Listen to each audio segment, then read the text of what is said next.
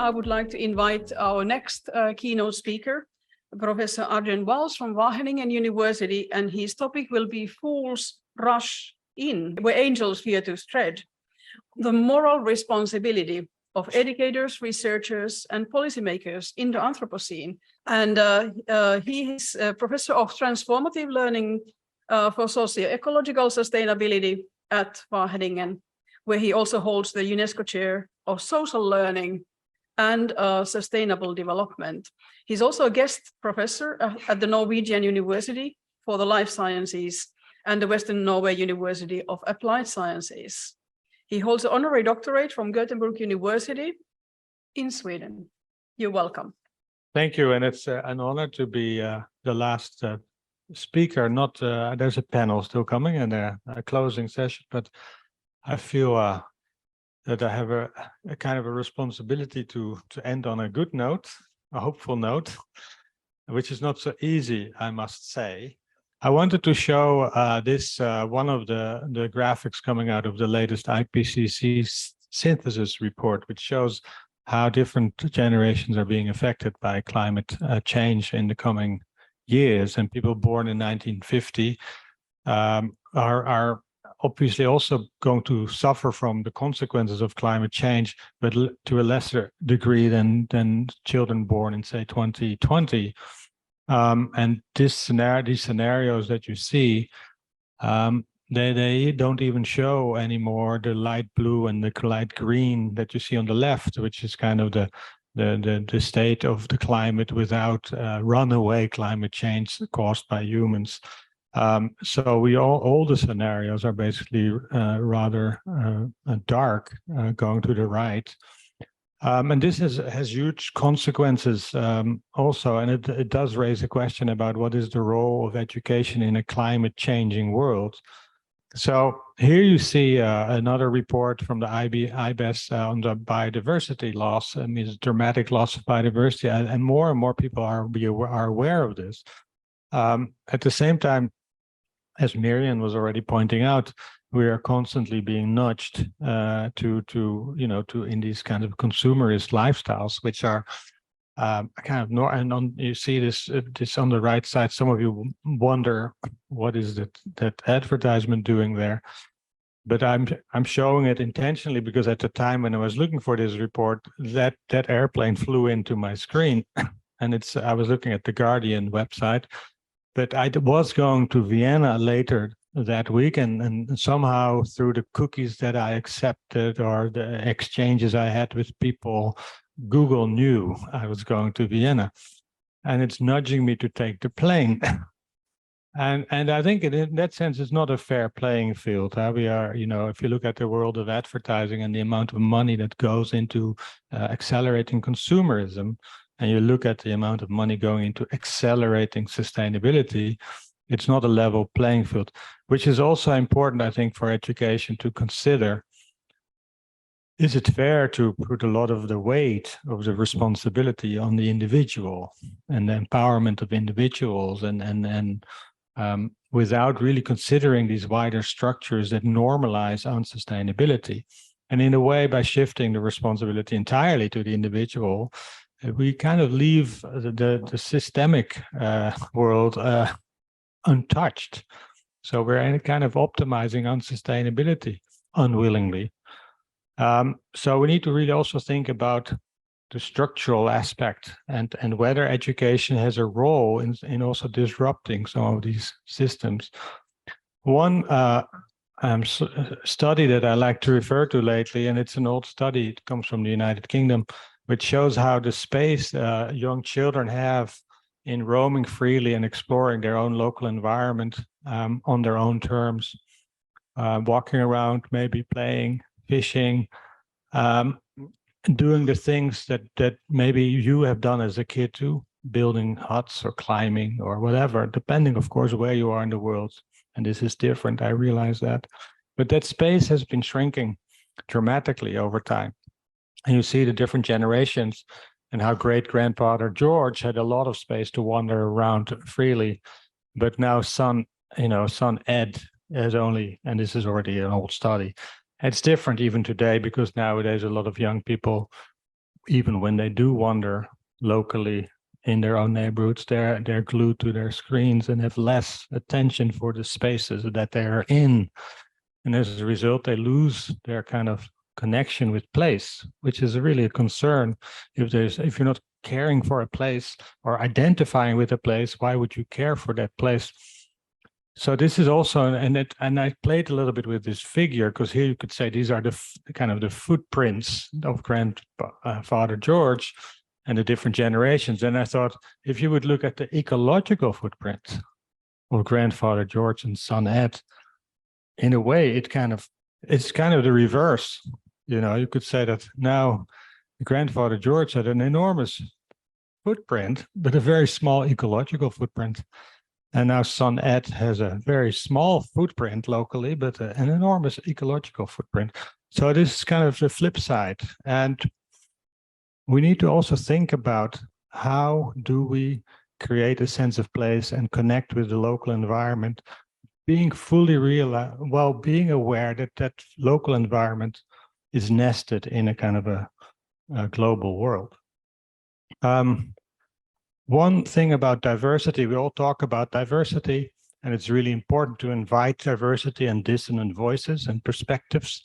When you look at biodiversity, and this is not a scientific graph, then you can say it's kind of gone down rapidly in the last centuries, and there's science supporting this. It's the sixth period of mass extinction, so it's the sixth. So some people might say, well, there have been others before, but it's the first time in the history of the Earth, 4.5 billion years, that one single species is responsible for the extinction, and that's Homo sapiens, which is a remarkable achievement.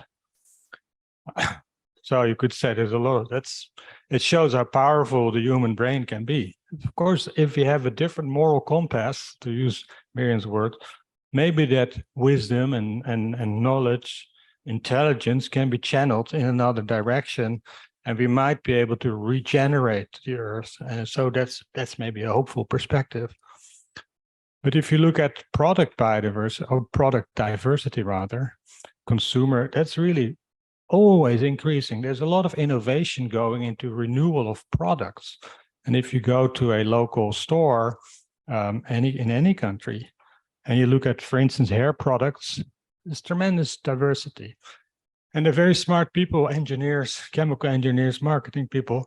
That's their full-time job, just to think about new products and diversification of products, finding new market segments, etc. And we know that it also is part of, connected to things like plastic soup, enormous diversity of plastics floating in this river, and a young entrepreneur who used to know a lot about fishing, or the generations before knew a lot about fishing, has developed new knowledge about what kinds of plastics can still be sold on a market to make a living.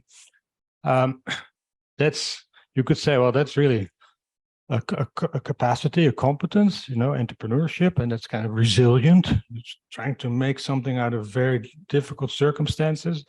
But is that a dignified way of being? I don't think most of us would agree that it is. So we are talking about nested crises. And I think when we talk about, for instance, climate change, it is in a way the tip of the iceberg. Underneath is kind of a dysfunctional system that needs to be addressed. And we can have all these educations focusing, I call them planetary education, focusing on a part of the crisis. But we need to really be looking at the deeper problems underneath. So in some ways, when we talk about climate, we talk a lot about climate adaptation and sometimes about mitigation. And I sometimes think that education has more to do with mitigation, with the long term, looking at the deeper layers, which have to do with values, assumptions, ways of being that we need to explore in order to cultivate a different way of being, maybe indigenous ways of being as well, that can actually help us live more lightly and more equitably on the planet. Problem is, I think, and this makes it hard to talk about sustainability and sustainable development, is that there's not really agreement on what it really means. And that means different things for different people in different places and different points in time. And even like a question like this, if we want to feed the world in 2050, when supposedly we might have more than 9 billion people on the planet, then we need to use genetically modified organisms. I could ask you, and I ask this to students too, who would say, yes, this is kind of inevitable? Anybody in the room who would agree with that statement? Not in this crowd, which doesn't surprise me really. But let me just check if it's maybe it's the time of the day just to see if people can raise their hands. Do you disagree with this statement? Raise your hand if you disagree. Okay, and how many of you think that's probably a little bit of both? Okay, so there are different ways of looking at an issue like this. I mean, there are people who would say we don't need GMO foods because we're already throwing away about 1/3 of the food that we produce. If we stop throwing away food, if we don't have food waste, we can already feed the world. So we don't need GMO. Other people might say it's the problem is we eat too many meat proteins. We need to eat less meat. If we do that, we can feed the world. We don't need GMO. We just need to shift towards maybe plant-based diets. And other people might say, no, we need smart agriculture. We need drone technology. We need to really have more efficient use of resources and apply pesticides in very accurate ways. Then we can feed the world. We don't need GMO. Again, others say, no, there's not a problem of enough, not enough food. It's about food distribution. It's about food sovereignty. How some people, we have a billion people who are malnourished, poor nutrition, and then we have almost 2 billion people who have too many calories. It's all about distribution and equity and sovereignty. So there's no clear right answer to this question, but it needs to be seen from the multiple lenses, I suppose, that you can apply. Now, one issue I think in today's world is that we have access to a lot of information, and we're continuously distracted also by the technologies that I mentioned already. And we go for quick answers. We can go to ChatGPT, we can go to Google, Wikipedia. We don't really have to think deeply, and we don't have time. We need to be efficient. And as a result, these wicked kinds of questions around sustainability don't get the attention they need. People like quick answers, and they don't want to spend the time or are not able to spend the time to really investigate the complexity. And lots of education is aimed at simplifying things. And this sounds a bit counterintuitive. We need to learn to complicate things. And I'll get to that in a minute. And this point has been made, I think, already. While we marvel at NASA's discoveries, we destroy our irreplaceable natural resources so that we can buy pre-peeled bananas and smartphones for dogs. So this is really maybe the hidden curriculum of unsustainability that is at work. Much of our education is driven by innovation and employability, not by caring for the earth or for fellow beings or all kinds of beings. So the mantra of economic growth, expansion, and innovation is very strong, and a lot of schools and universities have become kind of an extension of the globalizing economy, and this, I think, is becoming more and more clear as we move towards 2030. That we need to also question this mantra of economic growth. So when we have an SDG saying decent work and economic growth, we need to also be critical of the SDGs. And I think education and global education, maybe in particular, needs to be all about critical thinking in addition to being aware of ethics and values. And of course, I think we're all aware of this, that we do have also forces in education that kind of emphasize the things we can measure and test and account for. So this culture of testing and accountability is very strong, and it minimizes the possibility for people to experiment in classrooms, having more connection with community, having a more open curriculum that's closer to connected to the existential questions of young people. It's closer to connected to the local environment, while being mindful of how the local environment is nested in the bigger world. So this is also something that is wrong in that system. We do not have the kind of yes, and young people are beginning to different parts of the world are beginning to kind of resist the kind of education they are getting. They want to have education that is relevant for today's world, that is responsive to these global challenges. And it's also more re-imaginative in coming up with alternatives that are more hopeful than the current prospects.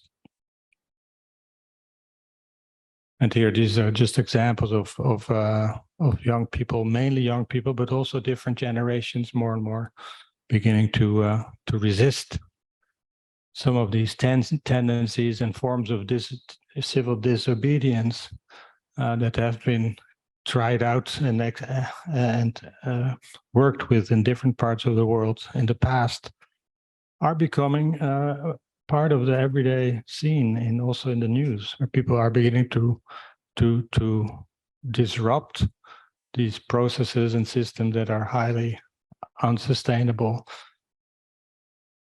I think it's good to distinguish between different types of problems that we can address, and it's good to, I think, also for educators to introduce people in this kind of typology of problems, and to recognize that sustainability problems resist in a way being defined. They require meaning making, they require inviting different perspectives, they require dealing with uncertainty and complexity, they require dealing with values, sometimes conflicting values, and accepting that we do not have a clear-cut universal solution, but that the solution needs to be found in a context, and that what we might think is sustainable today may turn out to be unsustainable tomorrow, which doesn't mean that we're not trustworthy or that the government or science cannot be trusted. It means that we're continuously looking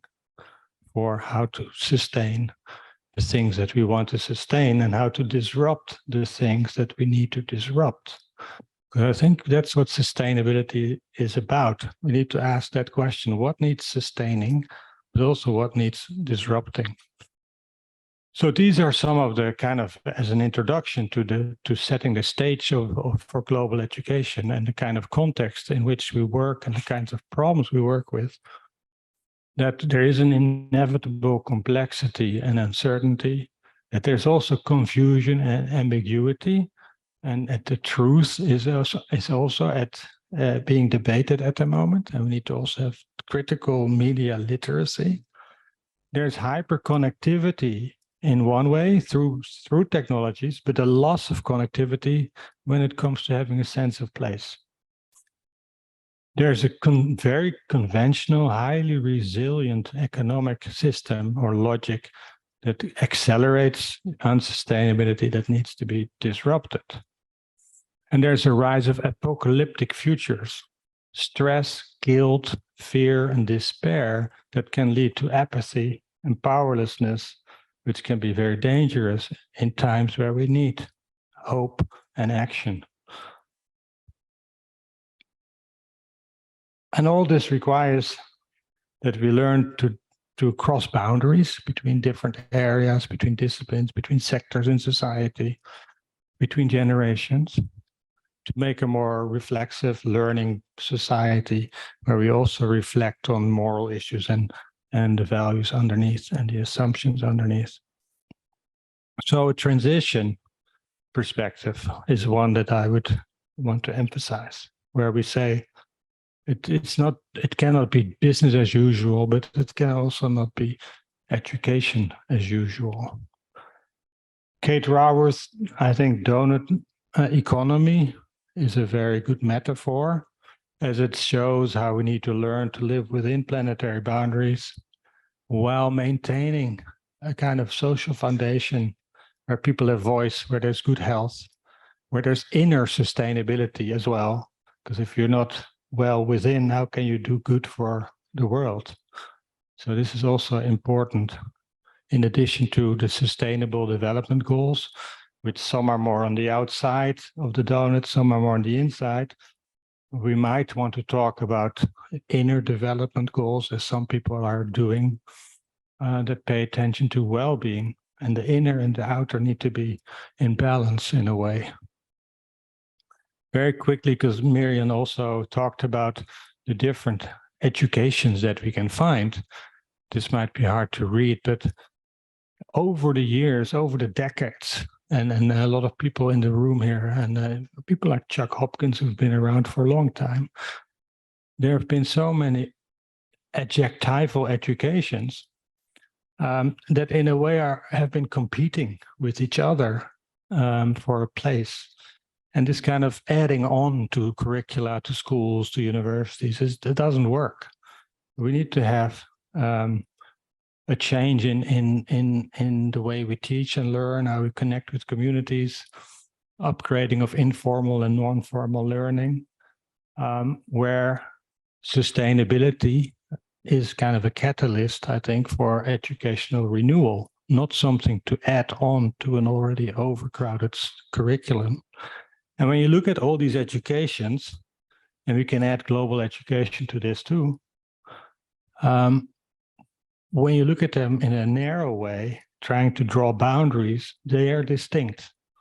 But when you look at them at an inclusive way, and when you look for the connections, they all focus on some common issues around holism, perspective changing, developing empathy, degrowth or alternative growth, circularity, deep democracy, resilience, equitable sharing. At the heart of all these planetary educations, you find these kinds of competencies and qualities. So they're not competing. There needs to be synergy between them. And again, the SDGs all connect with these educations. I'm going to skip this, but this is referring to the inner sustainability and the well-being as a core component of assuring that people are able and have the capacity to bring about change in themselves and in others. You need to pay attention to the well-being. There's been a lot of research done over the years on what are kind of components of global education for sustainability, I call it here. And they have to do with, indeed, as Miriam has already pointed out, values and ethics is very important. Inviting diversity, dissonance, that also means asking uncomfortable questions about how we dress, how we eat, that make you maybe a bit uncomfortable because it requires a rethinking of what you have done all your life. And it's good that education can provide a safe space where people can become uncomfortable together. Because that's, I think, the key. When you're uncomfortable alone, it can be difficult. Agency and transformative capacity, I think, has been mentioned, not just learning about, not just adding more knowledge and understanding, but really trying to make change in yourself, in your local community. Small projects that can, when monitored and evaluated in a way that it provides feedback that things are actually improving, can be very powerful. I won't touch upon all of them for the sake of time. This picture I've used for, I think, now 10 years, and I think it's still very powerful. It shows that we have cultivated this kind of engineering way of thinking, which is a very kind of cybernetic worldview, that we can dissect the world into boxes and categories and subjects and disciplines, And we've become very good at drawing boundaries, but we've kind of lost the ability to see connections, interdependencies, relations. That requires a more embodied way of learning. It requires more playful ways of learning. It requires that we can use all the senses. And Miriam referred to heart, hand, and head, that those come together in the way we learn. And that's not often happening in education still. So system thinking and relational ways of being need to become part of our education. I think to be kind of hopeful, you might recognize that there is something of a sustainability movement around the world. And you see this in different areas that seemingly are distinct, but have a lot in common. Let's see if this, yeah. So in the world of governance, in the world of food safety, food security, but also in economy, circularity, distributive economy, in design, in science and technology, spirituality, you see lots of groups who want more localized, off the grid, in a way, ways of development that are more attuned to this inner and outer sustainability. Local food movements, alternative energy movements. And when they converge, they can make a movement that can actually begin to transform communities. And this is the French translation of that slide, which was another, thank you, Kessler, for doing that, because it's a big job. In terms of policy, I think lots of policymakers will recognize that this kind of boundary crossing between the world of governance, the world of business, the world of NGOs, the world of education and research is becoming the kind of the new normal. This multi-stakeholder social learning where different groups learn together, peer-to-peer, mentoring, apprenticeship learning, informal, non-formal, formal learning around these existential issues becomes more the new norm, which is, I think, very important, that we can move away from these systems that force this reductionist way of teaching and learning. So these are some key questions I think we need to be asking all the time. What is considered sustainable? How sure are we of that? How do we change from an unsustainable state to a more sustainable one? What is the nature of the change challenge? Is it simple or complex or wicked? How much space do we have for interaction, co-creation, and joint learning? And this will be culturally different, I think. What are appropriate methods, tools, designs that we can use in this process? And there's also all kinds of new forms of learning, from new forms of citizen science, living labs, whole school approaches, I think, are a good movement in education in this sense. And different kinds of what we call T-learning are important. I'll highlight the transgressive learning, which is really about generating critical thinking that is going against the grain, where you are beginning to make the ordinary less ordinary and begin to question the normal, and begin to transgress, in a way, these unhealthy systems that cultivate and accelerate unsustainability.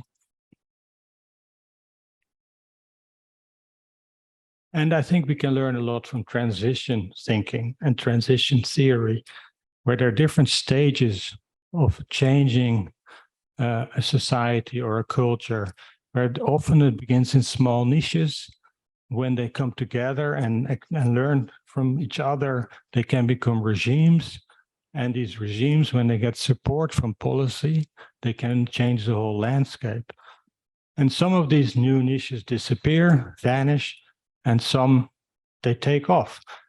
A lot of them don't accelerate, but some do. And it's interesting to study which ones accelerate and why do they accelerate? And you see examples like guerrilla gardening can be very small in local communities. The city might then start to recognize that it brings together different people in the neighborhood. It leads to social cohesion. It actually leads to aesthetically more attractive neighborhoods. And instead of resisting it and saying you're not allowed to do that, they're beginning to allocate funding and allocate spaces for this type of work. And then you can see that more people want to participate, and eventually it can lead to a transformation of the whole city. And it's not just about greening, it's also about mobility, climate, water, and also access. And we need to also monitor these different ways. What are some indicators that there is a transition taking place? Number of people involved, more policy support, normalization of new routines, new values, cultural shifts, and so on. We need to be monitoring these signs that suggest a transformation. And there are lots of tools and methods that we have developed over time. This is from colleagues at Wageningen University. That's a very helpful guide how you can use the arts. I'm ending. I see you getting anxious. So I want to just say a few words for those of you who are in research. I think with this is also a new responsibility for research. A lot of the research that universities have been engaged in, I call research as mining, extractivist research as evidence. We need to pay more attention to research as co-learning and research as activism. And I see more and more young scholars, emerging scholars, and masters, PhDs, who work in this kind of, on the right side, in these new forms of research that I think are far more or far better aligned with sustainability than some of the other conventional forms of research. Yeah, and this is the final slide that will leave you all confused. It's not the flying saucer that you need to escape this planet with, but it brings together both our talks, I think. The filters, the values, the conduits that we need to consider, but also the pillars, the learning to know, to do, to care, to be, to transform, and the different levers for transition, the ethics, the values, the boundary crossing, the diversity. It's all in this, it's packed in one picture. And you know, there's work in which this is described. If you want to read more about this more ecological way of learning, I think can be very much generative for global education and learning in the Anthropocene. I will have one slide that I will not talk about because the chair won't let me. It's just conversation starters in case nobody has questions. Yeah, there they are. So leave them in the background. Thank you. Thank you so much. And we are left with the questions, but we'll have a very brief response to your talk. And I would like to invite Hajar Idrissi from Shoaib Doukali University while you look at the questions here. Thank you very much. But d'abord, je voudrais saisir cette occasion. First of all, I would like to take this opportunity to really thank the organization committee for this wonderful conference. We had an opportunity to meet with our colleagues to make presentations, to present the outcome of our research work, to get acquainted with people, and to establish links for future collaboration. Global sustainability problems are characterized by uncertainty, controversies, complexity, and dilemmas. We hear the word sustainable everywhere these days, and we think of sustainable living as the positive things we can do in our lives to live better. But given the climate, biodiversity, pollution emergencies, food insecurity, water scarcity, and many others, we need to be clear on what those actions are and ensure that everyone needs to be taking them. For this reason, these challenges are very much entangled with educational learning. So to create a sustainable future and reach the Sustainable Development Goals by 2030, which is near, people must fundamentally and quickly unlearn their current ways of consuming, producing, economizing, living together, and creating their communities. As you said, Professor, once in your previous lectures, the nature of these challenging problems require different forms of learning and public engagement than conventional problems for which we can have a clear definition. Indeed, there are different forms of learning and education that can address challenging sustainability problems. But definitely, we're not looking for a learning that tends to be instructional oriented, transmissive, where answers are memorized and reproduced or displayed in an exam. But when we talk about real and wicked problems, as you usually name it, learning must be interactive, where we need to learn from each other and use diverse perspectives and values. Learning must be experiential and discovery-based. In other words, transformative. And following this, we are learning for knowledge, yes, but also for being, criticizing, and making a change. I indeed prefer to talk about transformative learning than the other forms of T-learnings.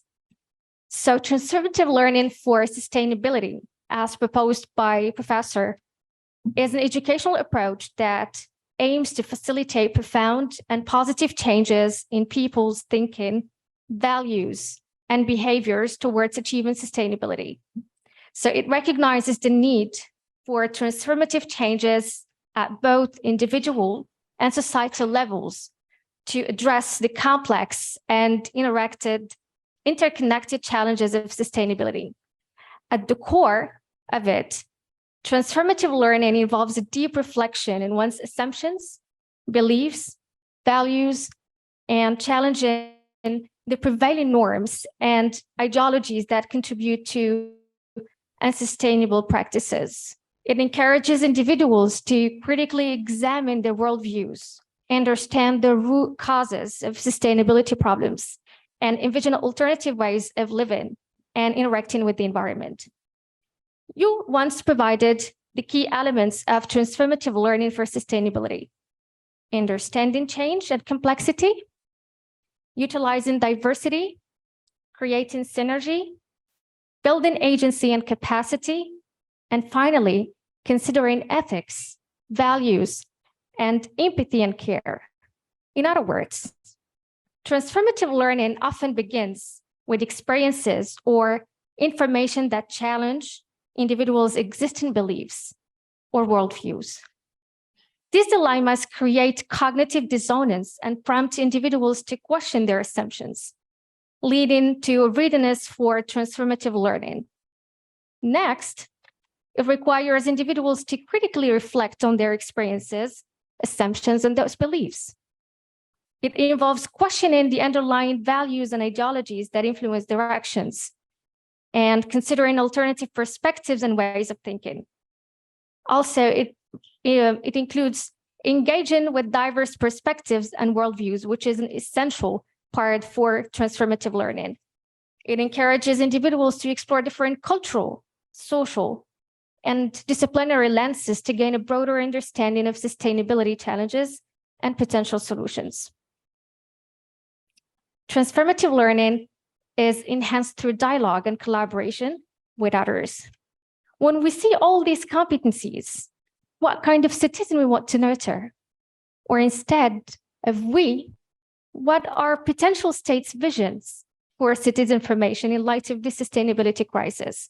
And here, I want to refer to Westheimer and Keynes' types of citizens. Do we need to nurture a responsible citizen, or a participatory citizen, or a justice-oriented citizen? We can go beyond that and refer to ecologically conscious citizen or sustainability citizens. And the question is also, to what extent educational systems in different countries, from the North and the South, are prepared to tackle transformative learning for sustainability? Thank you so much.